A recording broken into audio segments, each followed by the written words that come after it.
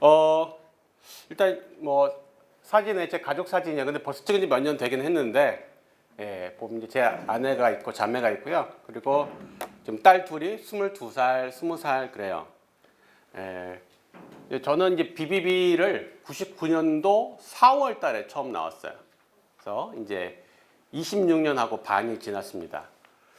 그리고 그 가운데서 2001년부터 2020년까지 19년간은 중국 상해에서 가지고 일을 하면서 한국에 있는 우리 BBB 순장님들이 하시는 것처럼 해외에서 BBB 일터 선교를 19년간 하다가 2020년도에 감사하게도 하나님께서 중국 공안을 통해서 집에 가라고 해주셔서 그때 이제 귀국을 했습니다. 그래서 이제 한국에 온 지 5년이 좀 넘었고요. 어쩌다 사장이라는 프로가 있는데 저 어쩌다 대표가 됐어요. 그리고 직장은 뭐 지금 어찌됐건 감사하게 또 돌아오자마자 일할 수 있는 곳을 마련해 주셔서 저는 직장에 다니고 있고 안정되고 번듯한 대기업 뭐 공기업 이런 데서 일했으면 참 좋았으려만 저는 자잘하게 주로 잔잔바리 회사들로 대학교 졸업하고 이제 대학교 졸업하고 나서 한 32년 지난 것 같아요. 네. 그렇게 해서 오늘 여기까지 왔습니다.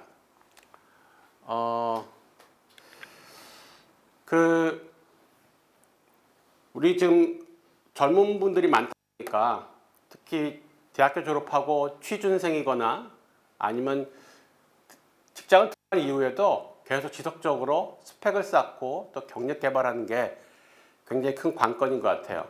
제가 생각해 보니까 저는 대학교 졸업했을 때 대학 졸업장 외에는 아무런 스펙이 없었거든요. 유일 경력 롯데리아에서 알바 한 달 한 거. 예. 그러고 나서 지금 30년이 지났는데 요즘은 신입사원들이 스펙이 듭니다. 그래서 기본적으로 두둑한 스펙이 증이 있지 않으면은 왠지 뭔가 허전한 것 같은 그런 느낌이 듭니다. 근데 성경에 있는 분들이 스펙을 어떻게 쌓았고 또 그분들의 경력 개발을 어떻게 하셨는가 한번 봤으면 좋을 것 같아요. 다들 경력 개발을 잘해서 더 좋은 직장으로 더 좋은 자리로 점프하고 싶어 하잖아요. 그죠? 그래서 좋은 데가 흠대로 가신 분 세 분을 갖다가 엄선해서 모셔봤습니다. 자, 첫 번째 분, 요셉. 그죠? 그 당시 가장 최강대적인 애굽의 총리를 갖다가 죽을 때까지 해 드신 분이에요. 엄청난 분이죠. 이 스펙을 쌓고 경력 개발을 어떻게 하시는가 봤더니 일단 노예로 형들을 통해서 노예로 팔렸어요. 그래서 이번에 첫 번째 집 종살이였어요.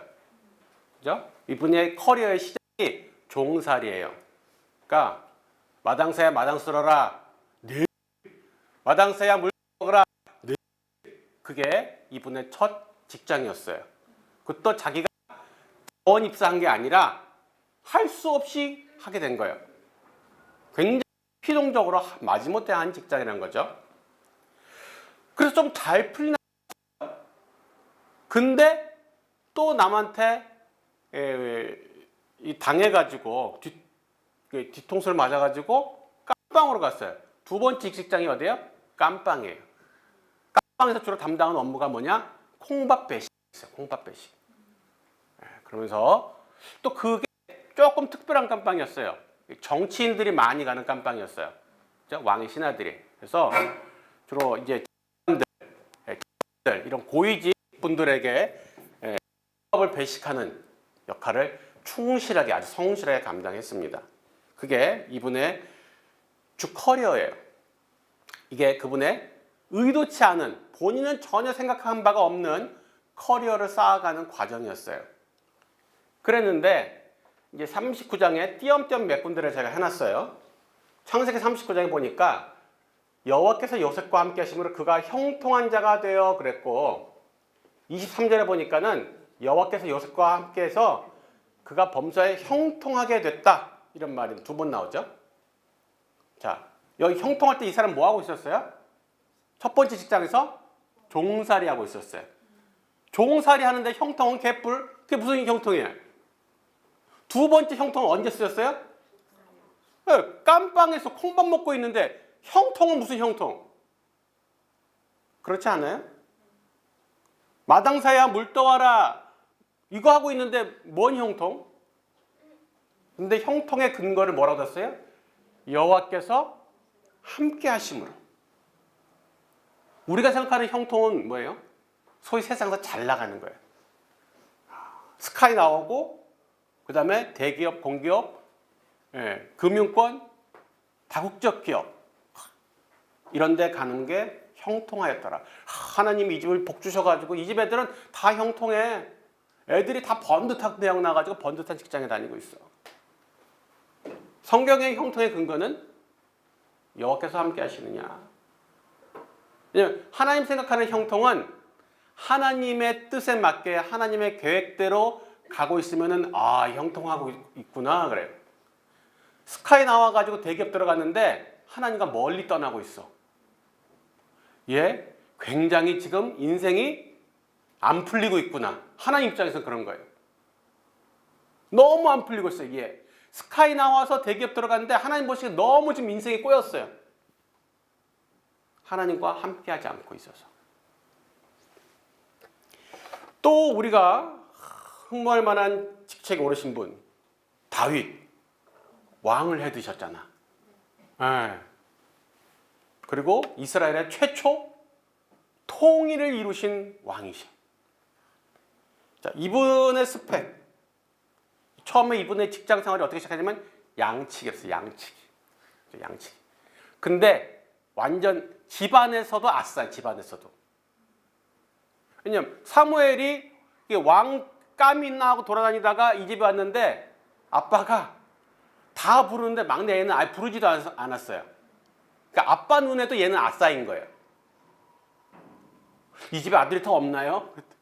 하나 있긴 한데 걔는 아닐 것 같은데 아빠 눈에 걔는 아예 아닐 것 같아서 부르지도 않네요. 근데 이분이 양치기 하면서 잘하는 게 하나 있었어요. 왜? 돌팔매질, 물맷돌. 이 기가 막히게 맨날 동료 양치기들하고 내기했어요. 막 야, 우리 눈 감고 저 맞추기 해서 저녁 내기 할까? 그걸 잘했던 거예요. 막 눈 감고도 그냥 던지면 그냥 딱 맞박을 맞출 수 있을 정도로 거기에 숙련된 양치기였어요. 근데 양치기 하려면 그게 기본이에요. 기본. 양치기의 기본 옵션 스펙이 돌팔매질 잘하는. 눈 감고도 딱 던지면은 맞박에 딱 맞추는 거. 그러다가 우연한 기회에 여러분 잘 아시는 그 사건이 뭐 골리앗의 맞박을 딱 맞춰가지고 그게 어쩌다 걸린 게 아니라요. 그 사람은 눈 감고도 원래 만칠 수 있었어요. 그러니까 골리앗이 약간 무모한 거예요. 골리앗은 칼 들고 나왔잖아요. 근데 다윗은 총 쏜 거예요.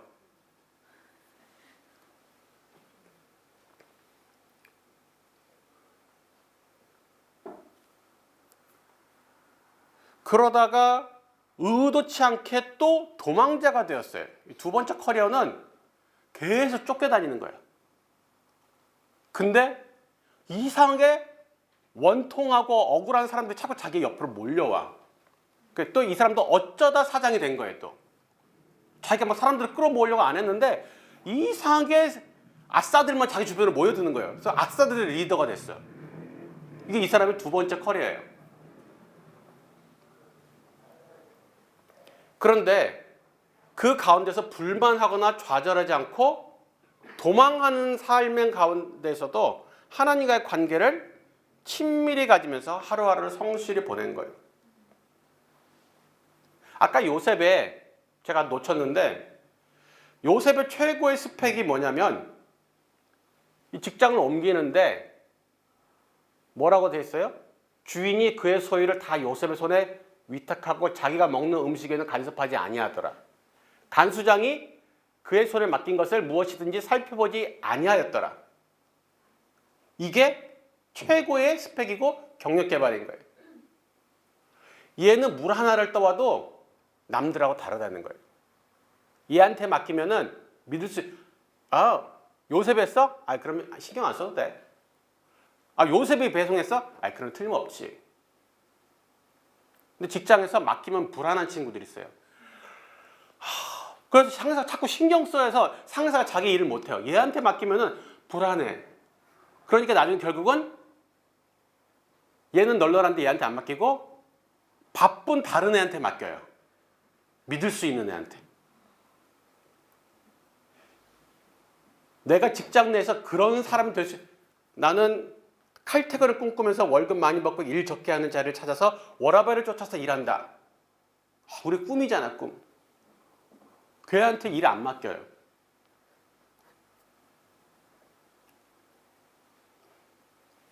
또 다른 한 분, 이분 대단하세요. 지금도 5년마다 대통령이 바뀌면은 그 안에 있던 내각 싹 다 바뀌죠. 이분이 제국이 3번 바뀌었어요. 그냥 한 나라 안에서 왕이 3번 바뀐 게 아니라 제국이 3번을 바뀌었어요. 근데 거기서 다 갈리는데 이 사람만 안 갈리고 제국 3번을 계속 총리를 해먹은 분이에요. 엄청난 분이에요, 이분. 근데 이분의 또 스펙을 봅시다. 커리어를 보면은 출신은 좋아요. 귀족이었던 것 같아요. 왕족 아니면 귀족. 덕분에 포로로 끌려갔어요. 포로로. 자, 우리 생각, 일본이 우리나라를 점령했어요. 그리고 왕족하고 귀족들 다 일본으로 끌고 간 거예요. 동경으로. 얼마나 원통하고 분통하겠어요? 근데 거기서 분노하거나 좌절하지 않았어요. 내 처지야 한탄하느라고 세월 보내지 않는 거예요. 지금 젊은 분들 가운데 계속 다른 분들 비교하면서 내 처지에 한탄하는 분들이 너무 많아요. 내가 무슨 포로로 끌려간 것도 아닌데 그냥 다른 사람보다 조금 사회적으로 떨어진 환경에 있다는 것만으로도 이미 충분히 좌절하고 분노해요. 그러면서 이분이 일본에 포로로 끌려갔는데 천황 직속 사립학교에 입학해서 일본 말과 일본 학문을 배우면서 일본의 식민지 혼합 정책에 이용되도록 교육받은 거예요. 우리로 치면. 그 귀족들 데려가서 왜 왕의 직속 사립학교에 입학시켜서 공부시켰느냐? 자기네 사람 만들려고 시킨 거예요, 그게. 식민지 통치 정책 중에 하나거든요. 민족의 자존심이 있지. 근데 학력이나 출세가 아니라 이분이 집중했던 건 뭐냐?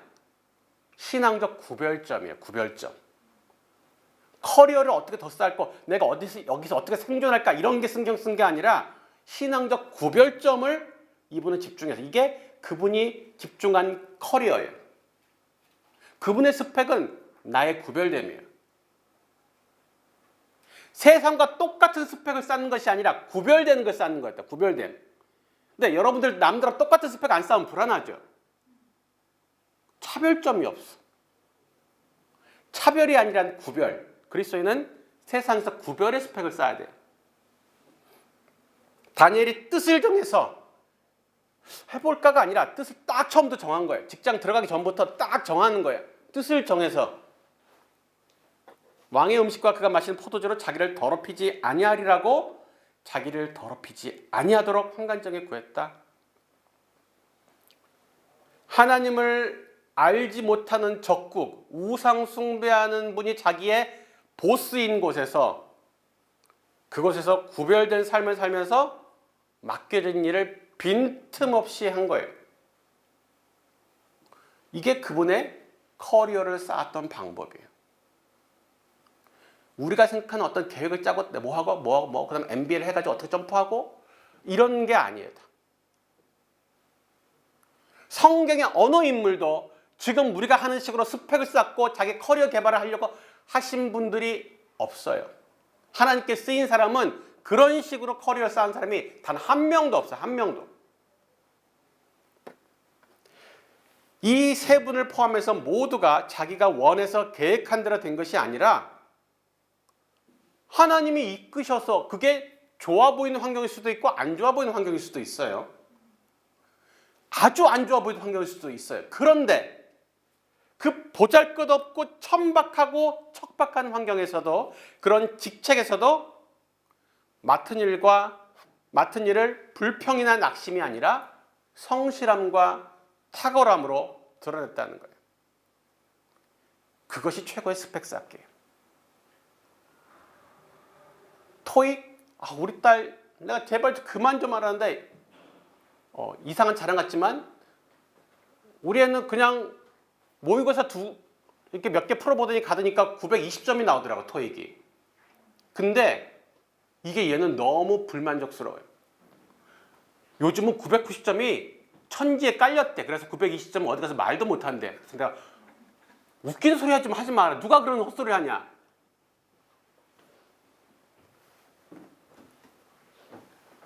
토익 점수가 조금 모자랐다. 난 900점이 안 된다. 800점이 안 된다. 이것에 우리가 눌릴 건 아니라는 거예요. 제 전임 BBB 전체 대표실 송기정 총재님이 계세요. 그분은 교보생명에서 상무로 계시다 퇴임하셨어요. 근데 이분이 보통 대기업에서 가면요, 한쪽 방향으로 쭉 한 부서 그쪽에서 계속 대리, 과장, 차장, 부장 하면서 쭉 올라가면 그게 좀 좋은 커리어의 발전으로 보죠. 근데 이분은 예수 믿고 제자로 살다 보니까 여기저기 찍히셨죠. 고난받으신 거예요. 그러니까 부서를 뺑뺑이를 돌렸어. 그러니까 다들 조롱했어요. 제 예수 믿다가 찍혀가지고 좌천되고 저 아싸 됐다고 다들 조롱했어요. 그런데요, 신임 회장님이 오셨는데 신임 회장님이 자신의 바로 직속 보좌를 하실 분을 오른팔을 찾으시면서 어떤 조건을 찾으셨냐? 우리 회사 전 부서의 일을 아는 사람을 추천해라 그랬어요. 송기정 순장님밖에 없는 거야. 다들 한 부서만 쭉 해가지고 한 부서에는 정통인데 모든 부서를 두루 아는 분이 송기정 선생님밖에 없는 거예요. 다들 그때 와서 갑자기 아니 어떻게 경력 개발을 하셨길래 이렇게 무슨 경력 개발을 하기는 하나님이 이끄시는데 그냥 가서 그 부서에서 쫓겨나면 쫓겨난 대로 좌천되면 좌천한 대로 한직 가면 한직 간 대로 그냥 성실하고 탁월하게 하셨을 뿐인데 어느 날 보니까 요셉의 자리에 오르게 된 거예요.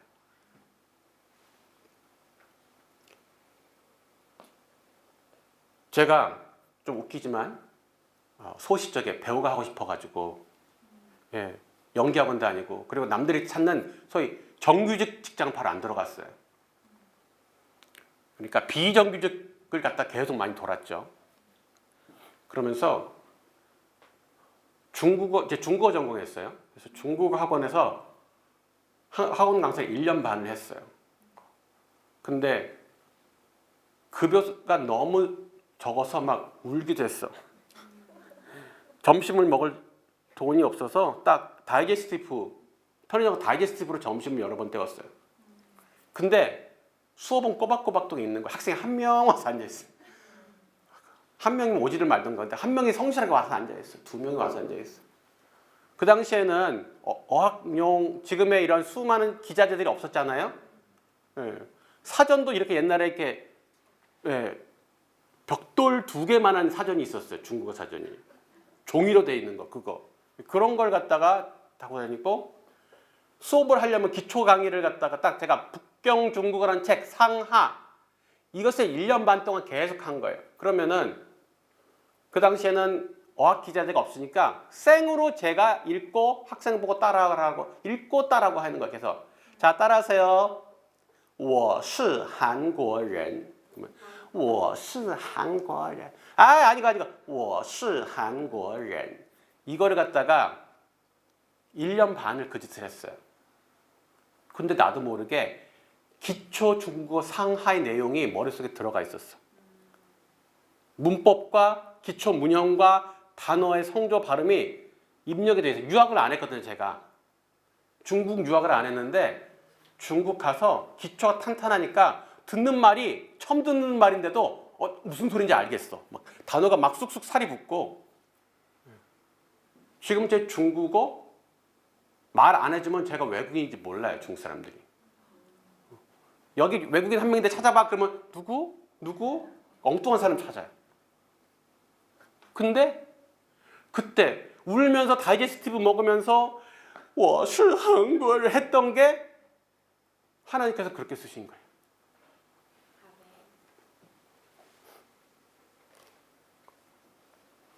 제가 35살에 아무런 경험과 이해가 없던 해운업에 들어가겠어요. 신입사원으로 35살에. 그 뽑아주신 분도 대단해요. 왜 뽑아주셨을까? 하나님 시키는 게 뽑았겠죠. 자기가 뭔 생각이 있었겠어요. 근데 그때 주어진 일을 열심히 했을 뿐. 그래서 남들 다 쌓는 스펙을 안 쌓으면 불안한가? 학생이 주어진 공부를 열심히 하는 것은 기본이죠. 그건 스펙을 쌓기 위해서가 아니라 성실과 책임감이라는 우리의 기본적인 그리스도인의 인격 때문에 하는 거예요. 경력 개발 때문에 하는 게 아니라. 자기 계산으로 열심히 여기저기 옮겨 다녀도 장담하는데 별 도움 안 됩니다. 인생은 내가 계획한 대로 흘러가는 것이 아니라 하나님께서 인도하시는 대로 가는 거예요. 그럼 하나님께서 인도하시는 대로 가면 얼마나 좋을까? 꽃밭일까? 장밋빛, 약속의 땅, 젖과 꿀이 흐르는 땅일까? 그래서 두 번째로 준비한 게 약속의 땅에 관한 오해라는 거예요. 약속의 땅 하면 젖과 꿀이 흐르는 땅이라 그래가지고 지상 낙원일 것 같잖아요. 근데 약속의 땅은 복 받으러 가는 복 있는 땅이 아니었어요. 가나안 땅이란 이 명칭의 유래가 어디서 나왔냐면은 노아가 술 취한 거 아시죠? 그리고 나서 노아가 깨가지고 저주를 해요. 왜 그런지 모르겠는데 저주를 누구를 했냐면은 이 함의 아들, 자기 손자, 걔 이름이 가나안이에요. 걔를 저주했어요. 그러니까 가나안 땅은 저주를 받은 이 노아의 손자 가나안의 후손들이 사는 땅이에요. 저주받은 사람들의 땅이라, 복받은 사람들의 땅이 아니라 저주받은 사람들의 땅이었어요. 그리고 잘 아는 소돔과 고모라가 그 안에 있잖아요. 그러니까 그 땅 전체가 어둡디 어두운 칙칙한 곳이었어요. 풍요로운 땅, 약속의 땅에만 들어가면 행복 시작, 불행 끝? 그렇지 않아요. 하나님이 우리를 보내셨다, 인도하셨다. 그러면 굉장히 좋을 것 같은데 그렇지 않더라. 왜냐하면 그곳에 일단 기본적인 컨셉이 복 없는 땅이에요. 하나님은 그럼 그런 데를 왜 보내셨냐는 거예요. 하나님, 저는 하나님의 자녀 백성 아닙니까? 근데 왜 이렇게 복 없는 땅을 보내시는 거예요? 복은 이미 내가 너 줬지 않니? 내가 복이야, 내가. 그 땅, 젖하고 꿀이 복이 아니라 내가 복이야. 너는 나 있잖아. 그럼 다 있는 거야. 나 있으면 복이 다 있는 거야. 내가 너를 거기 보낸 이유는 복 받으라 보낸 게 아니라 뭐라고요? 복이 될지라, 복이 되라고 보낸 거예요. 하나님께서 인도에서 들어간 직장에 딱 들어갔더니 기도했더니 하나님 응답하셨어. 이 직장 하나님 보내주신 게 맞아 하고 들어갔는데 바로 사표 쓰고 싶은 마음이 꿀떡 같은 거예요. 아니 하나님 보내신 직장이 왜 이렇게 안 좋은 일들이 많어? 그 오해해서 그래요. 하나님 거기 가서 잘 먹고 잘 서고 떵떵거리라 보내주신 데가 아니라 복을 전달하라 보냈는데 복 없는 사람들, 너는 복 있잖아. 걔네들은 복이 없어. 넌 가서 너의 복을, 너의 하나님을 거기에 전해라고 보내셨는데, 그러니까 거기가 어둡고 칙칙하고 깜깜하고 정상인 거예요. 지극히 정상인 거예요. 인도함을 잘 받은 게 맞은 거예요.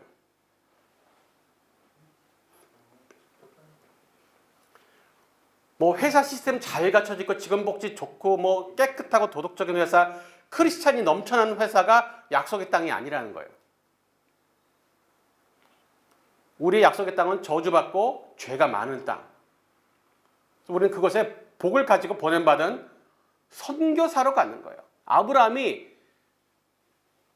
하나님께서 아메리칸 드림을 가지고 너 가나안 드림 가지고 가나안에 가봐.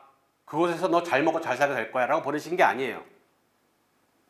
가나안 땅에 선교사로 보낸 거예요. 선교사로.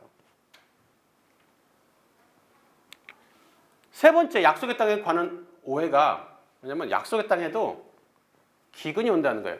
하나님께 보내셨으니까 여기서는 절대 나쁜 일이 일어나지 않을 거야. 절대 힘든 일이 일어나지 않을 거야. 천만의 말씀. 약속의 땅, 하나님께 보내신 땅 갔는데 기근이 왔어. 그것도 굶어 죽을 정도의 기근. 근데 그게 한 번 오느냐? 그냥 오는 거예요. 아브라함 때, 이삭 때, 야곱 때 기근이 다 있었어요. 큰 기근이 그냥 다, 이 기근은 내가 뭘 잘못해서 오는 게 아니라 그냥 오는 거예요. 이 직장에 들어오는데 갑자기 큰 기근 같은, 큰 풍랑 같은 일이 벌어지는 거예요. 그러면은 내가 뭘 잘못했나? 우리 사장님이 뭔가 범죄했나? 일 수도 있지만 아닐 수도 있어요. 그냥 오는 거예요. 살다 보면은. 하나님이 약속하신 땅에도 기근은 와요. 예수님이 같이 타고 있는 배에 풍랑이 왔어요? 안 왔어요? 와요. 근데 오면 어쩌라고요? 예수님 주무시고 계시고 그 배는 안 가라앉잖아요. 기근 오면은 죽나요? 아브라함이 애굽으로 도망 안 가서 죽었을까 안 죽었을까요? 절대 안 죽어요. 절대. 하나님이 그곳에 머물러 있으라는 땅에 오히려 머무르지 않고 도망간 게 문제였지, 저기 있으면은 절대 안 죽습니다. 다른 사람 다 죽어도 아브라함은 안 죽어요.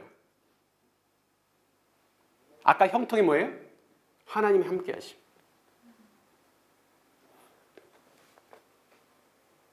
그래서 기근이 왔다고 하나님 땅이 아닌가 보다, 내가 잘못 왔나 봐, 인도하면 잘못 받았나 봐, 그거 휙 떠나버려요. 그러니까 열심히 직장 보내주세요 기도해가지고 들어갔는데 2달 만에 때려치고 나오더라고요. 들어가지 3주 때부터 언제 잡혔을까를 고민해.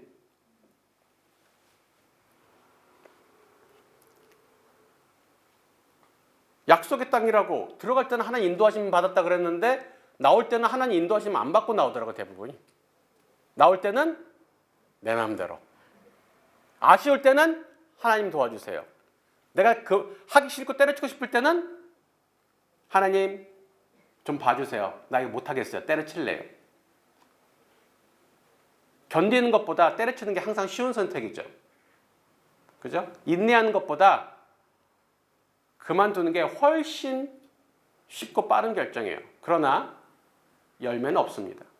인내는 열매를 통해서, 열매는 인내를 통해서 맺어요.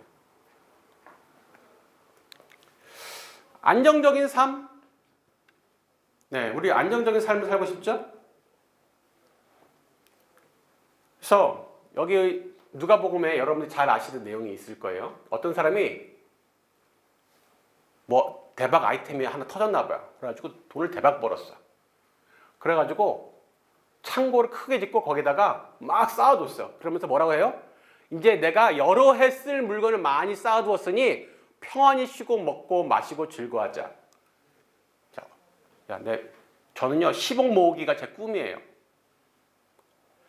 저 100억 모으면은 은퇴할 거예요. 100억이면은 자손 대대까지 놀고 먹을 수 있어요. 우리의 꿈은 그거예요. 크리스찬도 별 다를 바가 없어요. 10억 만들기, 내 집 갖기, 안전한 완전한 노후 보장하기, 이런 게 크리스찬들의 꿈이에요. 그리고 이제 100억 쌓였으니 이제 안전하겠지. 이제 걱정 없이 쉬자. 이제부터는 놀러 다니자고. 진짜 주변에 그런 분이 있더라고요. 자기 꿈은 빨리 노후를 책임질 만한 돈을 쌓아놓고 조기 은퇴하는 게 자기 꿈인 거예요. 여러분도 그런 꿈 갖고 계세요? 40에 은퇴하고 50년을 갖다가 지겹도록 노는 거. 그런데 과연 그게 안정을 보장해 주느냐? 오늘 밤에 네 영혼을 도로 찾으면 어떻게 될 것 같은데? 그리고 하나님이 한 번에 부시면요 100억이 하루아침에도 날아가요. 갑자기 사고가 터지고요, 갑자기 병이 나고요, 갑자기 사기를 당하고요. 내가 재테크를 잘하는 것 같은데 이상하게 한 큐에 날아가 버리더라고요. 저희는 은행도 망하는 걸 경험한 세대예요. IMF 때 은행이 망한다고 우리는 생각을 해본 적이 없거든요. 은행이 망하더라고요. 내가 은행에 넣은 돈은 안전할 줄 알았는데 은행이 망해버리니까 그 돈도 안전하지 않더라고요. 재물을 자기를 위해서 쌓아두고 하나님께 대해 부여하지 못한 자가 다 이와 같으니라. 그러면 어떤 게 안정적인 삶이냐? 여기 뭐예요? 보물을 하늘에 쌓아두래요. 땅에 쌓아두는 거는 아무리 뭐 스위스 비밀 계좌에다 금고에다 넣어놔도 안전하지 않다는 거예요. 그거는 셀 수 있다는 건데 하늘에 쌓아둔 것은 절대 잃어버릴 일 없다. 거기다가 최고의 고금리를 적용해 드립니다. 가장 확실한 재테크예요. 하늘에 쌓아두는 건. 그러면서 그리스도에는 무엇을 먹을까 무엇을 입을까 걱정하는 게 아니라 성경에 그걸 뭐라 그러냐면 그건 이방인들이나 걱정하는 것이라는 거예요. 무엇을 먹을까 무엇을 입을까 나 취직 못하면 어떡하지? 나 이대로 갔다가 백수로 그냥 계속 살면 어떡하지? 이런 염려는 누가 하는 거예요? 불신자들이나 하는 짓이다라는 거예요. 그러면은 저는 가만히 아무것도 안 하고 있으면은 그냥 먹고 살게 된다는 뜻인가요? 아니, 그 뜻이 아니라요. 너희는 먼저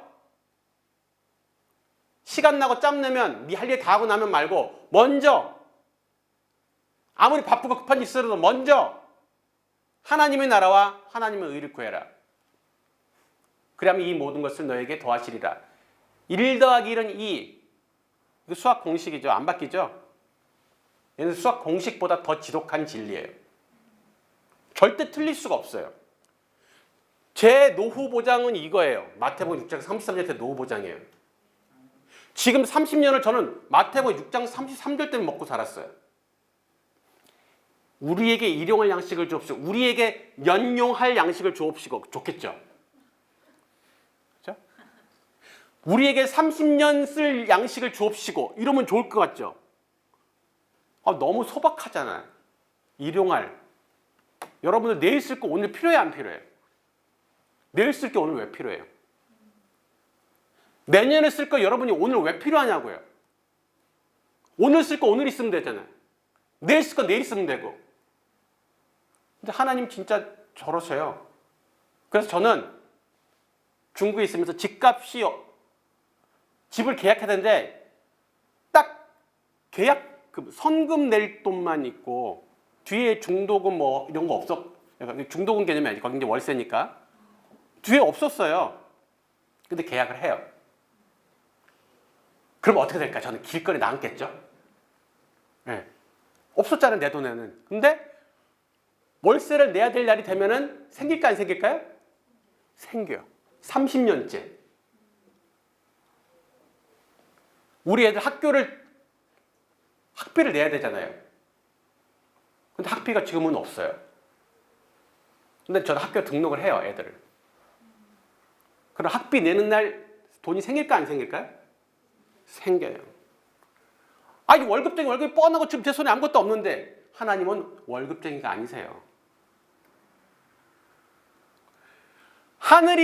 하나님께서 하늘의 창을 여신들 그런 일은 벌어지지 않을 것입니다. 그래, 그럼 너는 그럼 보기만 하고 너는 먹지도 못할 거다. 왜 하나님께서 하늘의 창을 여신들 그런 일이 없습니까? 창 한번 열어볼까 진짜? 하늘에서 쏟아지는 거 한번 깔려줄게 한번 열어볼까? 하나님 그러실 거예요.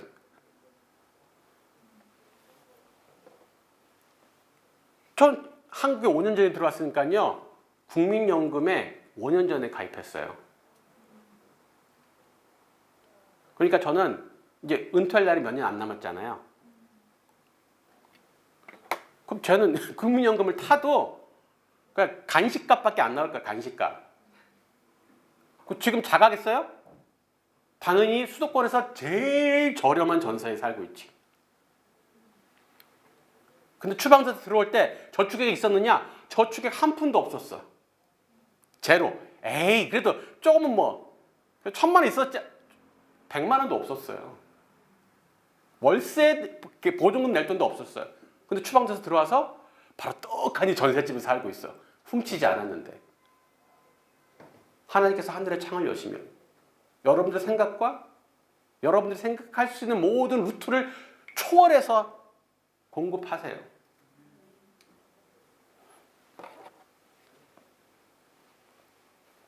너 취직하고 나서 너 결혼하고 나서 집 한 채 갖고 나서 하나님 나라와 그의 의를 구해라 말씀하시지 않고 먼저 anytime, anywhere 먼저 하나님의 나라와 의를 먼저 구하는 게 우선이에요. 그러면 저거는 자동이에요, 자동. 제가 가만히 놀고 있어서 아까 학비가 나오고 집세가 나온 게 아니라 언제나 하나님의 나라와 의를 먼저 구하고 있었더니 진짜로 저렇게 되더라는 거예요. 최고의 재테크. 땅에 쌓는 것이 아니라 하늘에 쌓는 것. 하나님과 동행하는 것. 하나님 나라와 의를 먼저 구하는 것이 최고의 재테크고 최고의 노후 보장이에요. 형제님 지금 그래도 직장 다니시니까 그렇지 앞으로 몇 년만 지나면 은퇴하신다며요. 그럼 그 다음에 어떻게 해요? 내 알 바가 아니에요. 하나님이 아실 바예요. 그러나 나는 확신해요. 그때도 나는 굶어 죽지 않아요.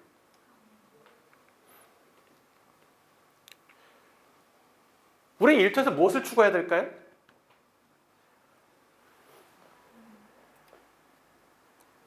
이 사진 보이세요?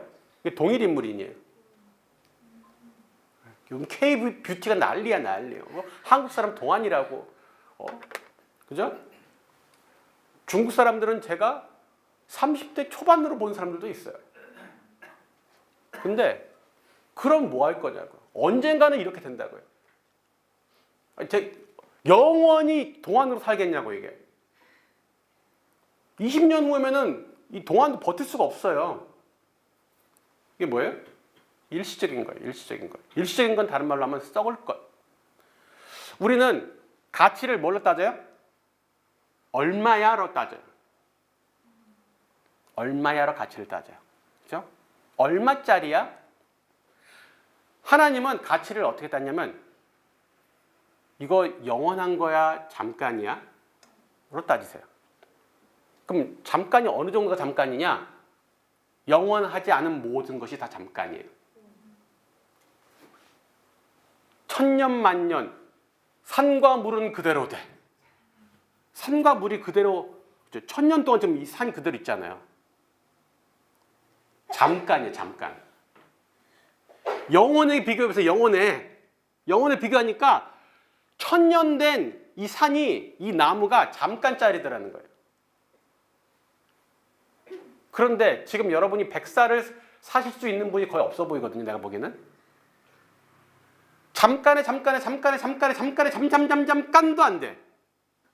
다 썩을 것. 여러분들이 힘쓰고 있는 그 모든 것이 다 썩을 것. 다시는 구경도 할 수 없고 하나님 나라에 갖고 갈 수도 없는 것. 그것에 지금 인생 허비하고 있더라는 거예요. 인생 허비. 그럼 우리는 영원한 거를 어디에 인생을 투자할 것이냐? 영원한 걸 찾아요. 영원. 그래서 성경적으로 따져보니까 우리 훈련으로 되는 제자라는 책이 있는데 거기서 영원한 거 세 가지를 얘기해요. 영원한 거 세 가지. 하나님이 영원하십니다. 하나님의 말씀이 영원하십니다. 세 번째, 사람의 영혼이 영원합니다. 사람의 영혼은요, 천국을 가든 지옥을 가든 영혼이 있어요. 천국 가는 사람만 영생을 하는 게 아니라 지옥 가는 사람도 영생을 해요. 지옥에서 영생을 한다고, 영생을. 영원한 하나님을 위해서 영원한 하나님의 말씀을 가지고 영원한 사람의 영혼에 투자하는 게 가장 최고의 투자예요. 직장 다니면서 뭐 하면서 다닐 거냐? 영원한 것을 찾으라는 거예요. 일하면서 영원한 것이 뭐냐를 생각하세요. 지금 이거 영원한 거야, 잠깐이야. 기준이 있잖아. 너무 쉽잖아. 내가 지금 막 신경 스트레스 받고 이것 때문에 막 짜증나고 잠깐짜리네 이거는. 근데 내가 홀대하고 있어. 근데 알고 보니까 이거 영원한 거네. 보물을 갖다 땅에 버리고 있었던 거예요. 그 영원한 거를. 그래서 직장에서 내 뜻을 이룰 거냐, 하나님 뜻을 이룰 거냐, 내가 원하는 취업, 내가 원하는 승진, 내가 원하는 급여와 복지, 내가 원하는 상사와 동료, 내가 원하는 성공과 인정, 내가 원하는 결혼과 자녀, 내가 원하는 주택과 차량, 내가 원하는 갓생, 내가 원하는 여행 다니면서 맛있는 거 먹으면서 인스타 올리는 삶, 매일 좋아요가 100개씩 눌러지는 삶. 우리 이런 거 하려고 사는 거예요? 하나님을 사랑해서 이웃을 사랑하는 삶, 하나님을 알지 못하는 사람에게 하나님을 알리고 하나님을 아는 사람은 하나님을 더 깊이 알도록 돕는 삶. 복음을 전하고 제자를 키워내서 하나님 나라가 완성되는데 참여하는 삶. 여러분의 직장에서 성공하는 것은 하나님의 영광을 드러내는 것과 아무런 상관이 없습니다. 1도 상관이 없어요. 인상된 급여, 많은 성과급을 헌금을 많이 드리는 것이 하나님을 기쁘시게 하지 못합니다. 하나님의 거짓인가요? 하나님의 땅끝이에요. 여러분들 코무돈 받아서 뭐 하시게? 그 돈 드리면 그걸로 집 사고 차 사실런가? 오히려 내가 어떤 회사 일을 처리하는 데 있어서 하나님 뜻에 따라서 처리하는 것이 하나님께 영광 돌리는 것과 관련된 거예요. 동료들과의 관계를 하나님 뜻에 따라서 하는 것이 하나님께 영광 돌리는 일이에요. 꼰대 상사를 순종하고 섬기는 것이 하나님께 영광 돌리는 일이에요.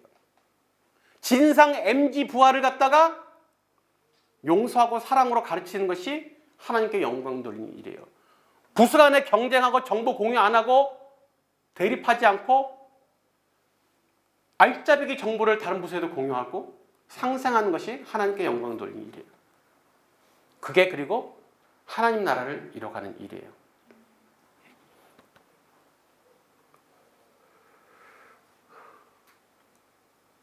고민이 됩니다. 뒤에 있는 내용이 너무 많아서.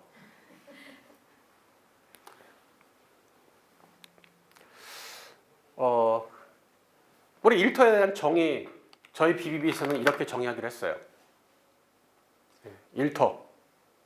그 전에 세상의 일터, 우리 직장이라고 그래서 직장.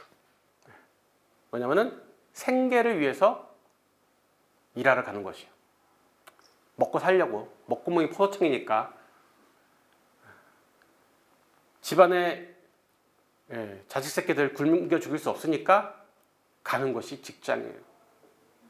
이런 직장은 저주받은 곳이죠.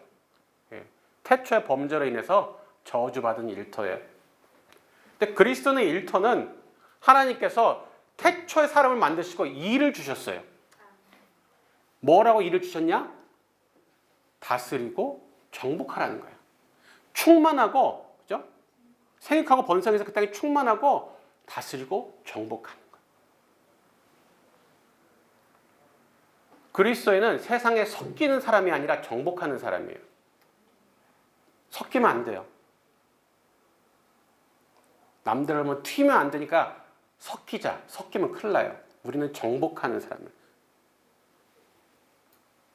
침략으로 하러 가는 게 아니라 사랑으로 점령하러 가는 거, 복음으로 점령하러 우리는 가는 사람이에요.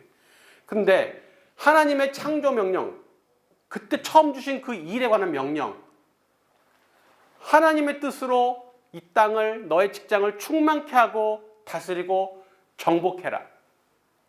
그래서 보내는 것이 여러분의 일터예요. 그리고 그렇게 그 창조 명령을 수행하는 모든 삶의 현장, 그것이 회사일 수도 있고 자영업하는 분은 가게일 수도 있고 학생은 캠퍼스일 수 있고 주부들은 가정과 동네 아파트가 될 수도 있어요. 취준생들이 지금 열심히 다니는 그 학원이 그의 일터가 될 수가 있어요. 그 모든 것이 일터가 됩니다.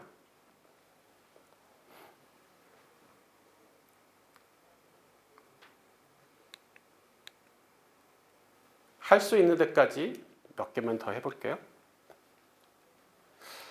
아닙니다. 할 수 있는 데까지 못할 것 같아요. 뒤에 생각해보니까 Q&A가 있잖아요, 또. 그래서 이거는 여러분들의 BBB에 오시면 계속 듣게 될 거예요. 예. 자, 제가 성경적 근거와 시대적 요청을 몇 가지를 하려고 했는데, 예, 패스 하고, 이거는 하나 얘기할게요. 예, 아니다.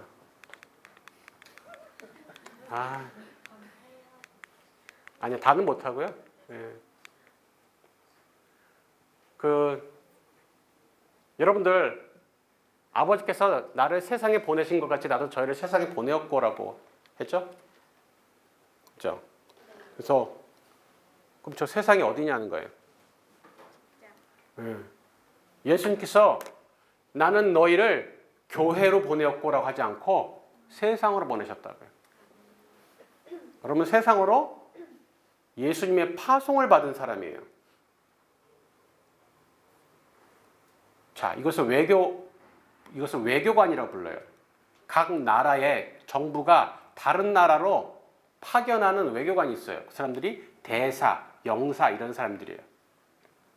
여러분은 천국 정부에 의해서 세상 나라로 파견받은 천국 정부의 외교관이에요.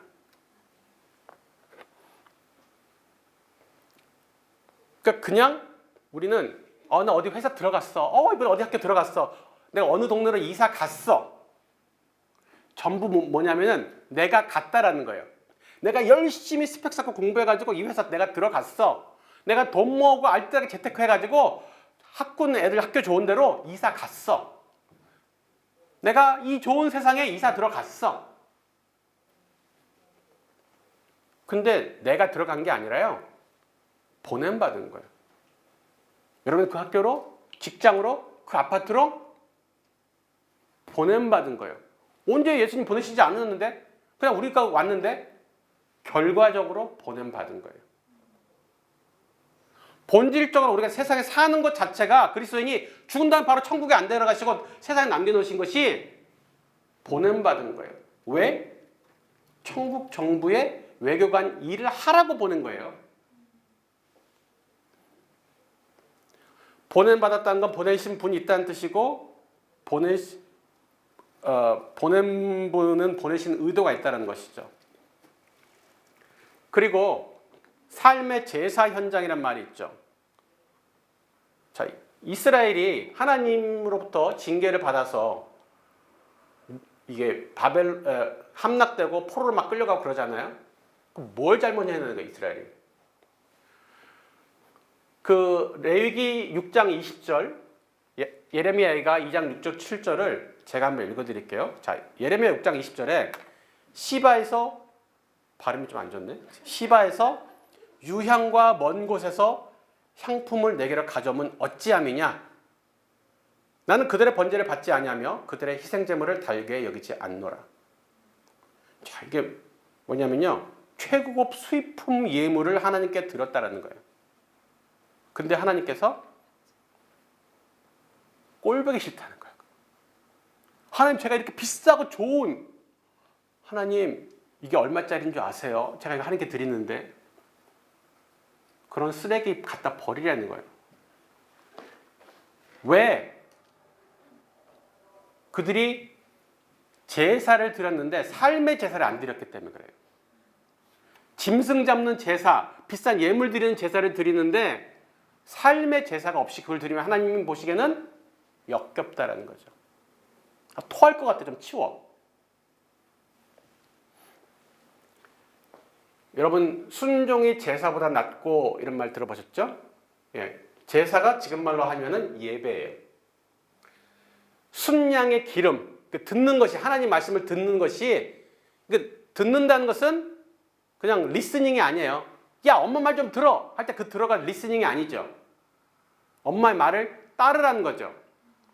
그래서 하나님 말씀을 듣는 것이 순양의 기름보다 이게 제사의 제물보다 낫다는 거예요. 그러니까 하나님 말씀을 순종하는 게 헌금 11조 10억 드리는 것보다 낫다라는 거예요. 낫다라는 것은 무엇이냐?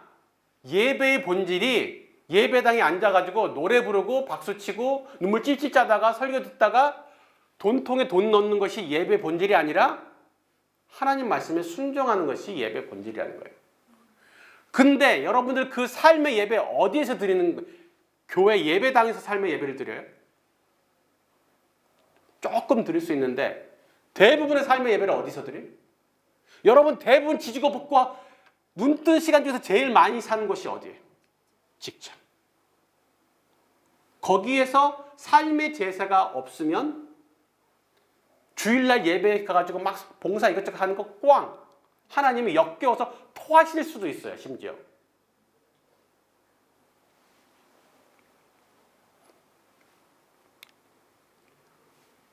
그리고 이건 이제 직장인들의 하루 생활을 그려놓은 건데, 네. 우리가 교회당 중심으로 살거든요. 예배당 중심으로. 신앙생활을 예배당 중심으로 해요. 일주일에 10시간 가 있으면 굉장히 많이 가 있는 거예요. 근데 여러분들 눈 뜬 시간에 대부분 어디 있느냐?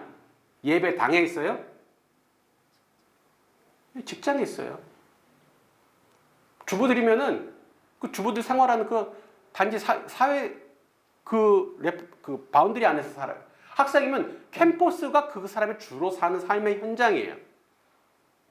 근데 이 시간은 그냥 때우고 오로지 교회 당에 가서만 우리 신앙생활을 한다? 하나님 입장에서도 되게 우리의 삶을 낭비시키는 거 아닌가요? 교회는 모이는 교회도 있지만 흩어지는 교회가 있어요. 교회는 건물이 아니라 우리예요. 우리 사람. 하나님께 부른 사람들의 모임, 모일 회자예요. 두세 사람이 예수 이름으로 모여 있는 그 곳이 교회가 된단 말이에요. 교회 당이 아니라. 되게 찌질해 보이는 직장인 둘이서 탕비실에서 둘이 기도를 하면 교회가 돼요. 교회. 거기가 하나님 나라가 돼요. 막 열받고 짜증 나는데 뚜껑을 탁 닫으면서 주님께서 사랑으로 원수도 사랑하러 하셨지, 뚜껑을 닫는 순간 내가 하나님 말씀에 순종했기 때문에 거기가 하나님 나라가 돼요. 교회 당이 아니라.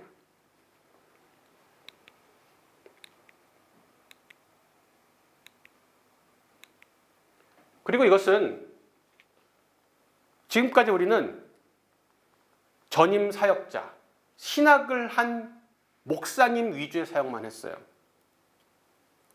말씀 전하는 거 평신도 가면 큰일 나지요. 어떻게? 그럼 제가 이렇게 지금 말씀 전하는 거 큰일 날 일이죠. 신학교 문턱을 가본 적이 없는데. 그런데 기독교인을 비율을 보니까 신학교 나오신 분은 2%, 안 나온 사람은 98%. 근데 전쟁을 하는데 장군들이 막 총 쏘고 수류탄 던지고 막 돌격하고 사병들은 뒤에서 박수만 치고 있어. 와, 우리 장군님 잘한다. 싸움을 이길 수 있어, 없어요? 근데 우리가 여태까지 그렇게 싸우고 있었어. 전쟁에서 사병들이 총 들고 수류탄 들고 돌격해야 되는데, 그리고 장군들은 뒤에서 작전 지휘하고 훈련시켜줘야죠. 바뀌었어요, 지금. 우리 장군님, 제가 헌금 드릴게요. 제가 장군님 식사 대접해 드릴게요. 열심히 싸워주세요. 그렇게 해가지고 되냐는 거예요. 그런데 교회에서는 좋다. 직장에서 목사님이 직장 막 들어가 전도하고 막 돌아다니고 할 수 있어요? 안 돼. 그 누가 해야 되겠어요? 그 안에 이미 침투해 있는 우리 같은 사람들이. 우리 이미 딱 거기 자리 잡고 앉았잖아요. 침투해가지고 있잖아요. 물고기들이 시키지 않아도 자동으로 그 다음날 9시가 되면 내 옆으로 딱 와요. 도망도 안 가, 걔네들은. 그럼요. 여러분들 진짜 소위 말하는 그 안정적인 직장에 있는 옆에 있는 불신자들이요. 내가 예수쟁이가 막 수시로 막 예수 믿으라고 한다고 그것 때문에 회사를 때려치는 애들 나 본 적이 없어. 절대 도망가지 않아요. 그러니까 걔는 꼼짝 말아요. 우리만이 할 수 있는 영역이라는 거예요. 우리만이. 그래서 1터 선교는 평신도들이 해야만 하는, 목사님들이 하고 싶어도 할 수가 없는 영역이에요.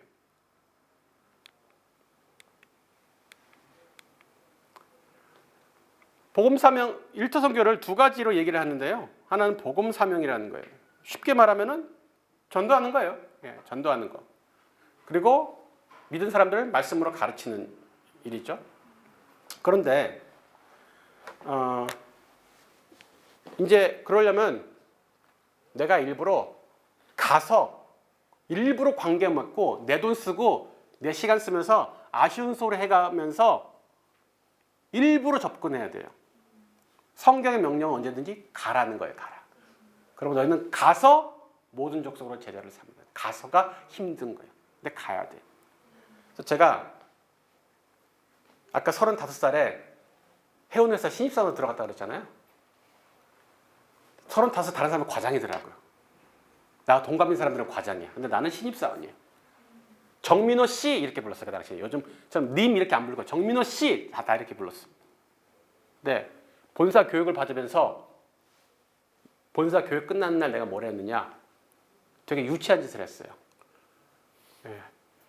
이마트 가가지고 노래방 새우깡 있죠. 큰 거. 그거를 하여튼 엄청 많이 샀어. 그 다음에 초코파이를 박스채로 또 엄청 샀어. 그래가지고 부서마다 다니면서 새우깡하고 초코파이에서 이게 뭐예요? 저 이번에 상해지사로 발령날 정민호인데요. 그냥 부서 드시라고요. 또 가서 드리고 모든 부서마다 노래방 새우깡하고 초코파이를 줬어요. 그래서 제가 상해를 갔잖아요. 그래서 이제 업무상 본사하고 통화할 일이 있어요. 저 상해지사 정민호입니다. 그러면 예? 왜 지난번에 그 새우깡과 초코파이 새우 초코파이 너무 잘 먹었어요. 네. 상해지사에 우리 중국 직원들 한국 직원 포함해서 120명 있었는데 우리 그때 딸들이 막 태어났어요. 그래서 100일 날 요즘 100일 치지도 않잖아요. 근데 일부러 100일 떡을 100세트를 120세트를 만든 거예요. 그리고 거기에 성경 말씀 넣어가지고 다 나눠줘. 둘째가 또 태어났어요. 또 100일 날 또 떡 120세트 만들어가지고 다 돌려. 여름에 날 더우면은 괜히 편의점 가가지고 냉장고 다 털었어. 120개 아이스크림 음료수 사와가지고 직원들 다 뿌렸어. 돈 벌어서 그런 데 쓰는 거예요. 먹으면 부담스럽잖아요. 뭔지 좀 꼬롬하다. 내가 이걸 먹긴 먹는데 뭔가 찝찝하다. 내가 언젠간 제 말을 뭔가 들어줄 것 같은 부담감이 느껴. 그거는 인지상정이에요. 그럼 언젠가 밥 한 번 먹을래? 또 내가 사지 밥을 또. 그래가지고 하나님은 당신을 사랑하시면 당신을 위한 놀라운 계획을 가지고 계시다고 사역일에 읽는 거예요. 그러면은 조금 뭔가 찝찝하지만 그래도 내가 먹은 게 있으니 그 들어준단 말이죠. 관계를 맺었기 때문에 복음을 그 사람이 영접하고 말고는 내 능력이 아니에요. 근데 전하는 것은 내가 순종할 일이에요. 그 사람 들어요. 해보니까 통계상 95%가 듣더라고요. 직장을 해서 전할 때 진짜 저한테 그런 얘기하지 마세요. 쌩한 애는 5% 진짜 징한 애들이 있어요. 그 성령님도 잠시 당황하는 애들이 좀 있어요. 그런 애들 빼고는 다 들어. 순한 양처럼 팍 하고 다 들어. 그리고 일부는 영접하고 대부분은 영접 안 하고. 그러다 들려주는 것은 내가 할 수 있다 이거예요. 하루는 한 달 30일 동안 토요일, 일요일 구분 없이 매일 야근한 적이 있었어요. 매일. 하루도 안 빼고 30일. 그러던 마지막 주일날 아침에 딱 일부 예배만 드리고서 또 가서 계속 야근하고 밤 8시에 끝났어요. 무슨 생각 들까요? 집에 가자. 젊은 사람들이 이게 뭔 소리인지 아는데 어른들은 이게 뭔지 몰라요. 이 노래를 몰라. 그죠? 이 노래가 있습니다. 집에 가자. 근데 하나님께서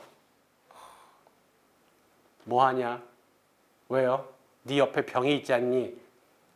보니까 우리 중국 직원 하나가 옆에서 걔도 안 가고 있는 거예요. 딱 둘이야. 1대1 찬스예요. 난 집에 가야 되는데 오로지 집에 가자 밖에 없는데 하나님께서 부담의 심장을 뛰게 하시는 거죠. 또. 그래서 하나님 나 집에 가면 안 돼요? 그의 나라 그 일을 먼저 구하라. 네 하고 가서 병이야. 이거 내가 예수 믿는 거 알지? 네. 중국 친구예요. 중국 친구. 한국 사람이 아니야. 내가 예수를 믿어보니까 너무 좋더라. 그래서 이 좋은 예수님을 내가 너에게 꼭 전해주고 싶은데 한번 들어보겠니? 네. 하나님께서 병이 너를 사랑하시면 너를 위한 놀라운 계획을 가지고 계시단다. 그래서 저저저저 들어요. 또 밤 1시 반에 회사에서 인테리어 공사를 하고 있었어. 막 랜선 깔고 인터넷 깔고 밤 1시 새벽 1시 반 또 뭐 하겠어 내 생각. 집에 가자 그러고 있단 말이야. 그러는데 옆에서 우리 또 직원 한 명이 걔도 나가신 남자 직원이 오락하고 앉아있어. 오락 게임하고. 하나님이 또 쓸데없는 부담의 심장을 뛰게 하시는 거예요. 뭐하니? 지금 1시 반이잖아요. 1시 반에는 전도하면 안 돼? 그건 아닌데요. 가지고 아무개야, 너 교회 가본 적 있니? 옛날에 한번 가본 적은 있어요. 그래 어땠니? 별 생각 없었는데요. 그렇구나. 너 내가 예수 믿는 거 알지? 알죠.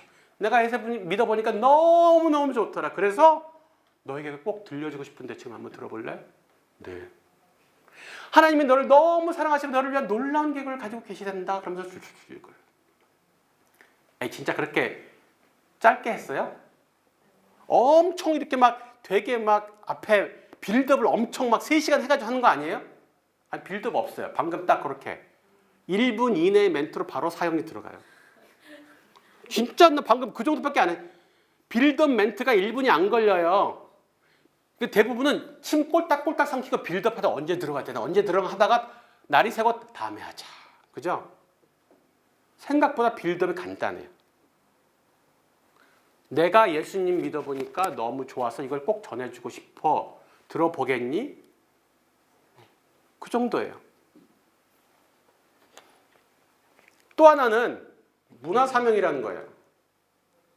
문화사명은 이 세상이 하나님 나라스럽지 않잖아요. 교회, 예수 믿고 교회를 다니는 사람도 회사 내에서는 똑같아요. 그래서 이 우리의 일터를 하나님 나라스럽게 변화시켜 나가는 거예요. 어떻게 내가? 말씀에 순종해서 두려움과 싸우면서. 요즘은 뭐 술 가지고 그런 일이 없으니까 여러분들한테는 공감이 안 될 거예요. 저희 때는 술 때문에 또 엄청 많이. 맨날 회식 때 저만 뽀글뽀글 김 올라오는 소주잔을 들면은 전무님이 꼭 뭐라 그랬거든요. 너는 아직도 너는 사이다를 들어 이 자식아 너는. 매번 전체 회식할 때마다 전무님이 저만 뭐라 그러시는 거예요. 나 신입사원인데.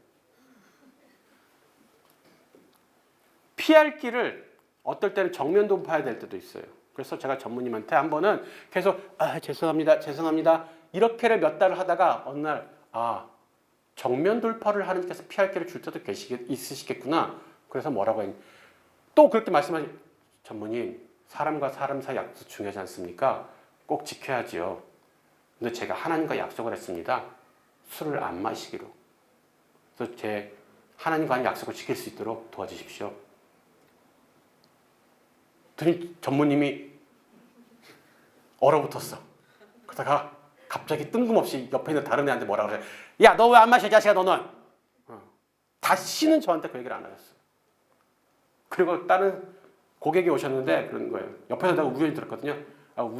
그분이 저는 나이롱 신자예요. 뭐 이런 얘기를 하시더라고요. 오신 고객사분이. 근데 그분한테 우리 정민우 쟤는 진짜예요. 임원이 부정한 일을 했어요. 제가 임원한테 메일을 썼어요. 제가 그 실무 담당자인데 임원이 부정한 편법한 방법으로 법적 소송 자료를 갖다 만들더라고요. 그래서 제가 임원한테 메일을 썼어요. 이거 제가 담당인데 실상이 그렇지 않은데 왜 이런 것을 만드셨는지 혹시 그거는 어떠한 의도가 있으신 건지. 그래서 그게 아니라 자네가 몰라서 그렇지 법무팀에서 저한테 전화가 왔어요. 제가 담당자니까. 그래서 제가 사실대로 말씀드렸어요. 법무팀에. 그렇지 않습니다. 그 임원 아무개님께서 말씀하신 그것과 전혀 다르고 제가 가장 잘 아는 사람인데 전혀 그렇지 않습니다. 제 중국에 있는 순원 회장님 비서예요. 근데 저한테 그러더라고요. 회장님이 회사에 있는 여직원하고 부적절한 관계에 있대요. 어떻게 순장님? 하나님께서 자매를 갖다가 회사에 선지자를 보냈으니까 가서 말해. 예? 뭐라고요? 하지 말라고.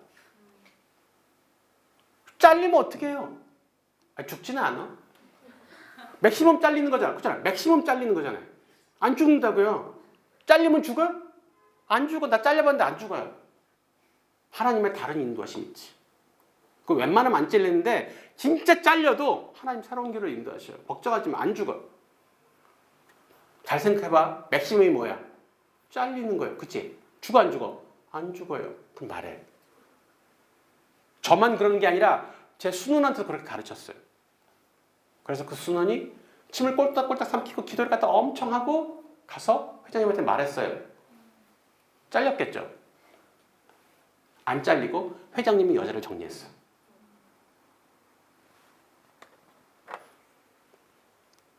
일터 선교 가서 그런 거 하는 거예요.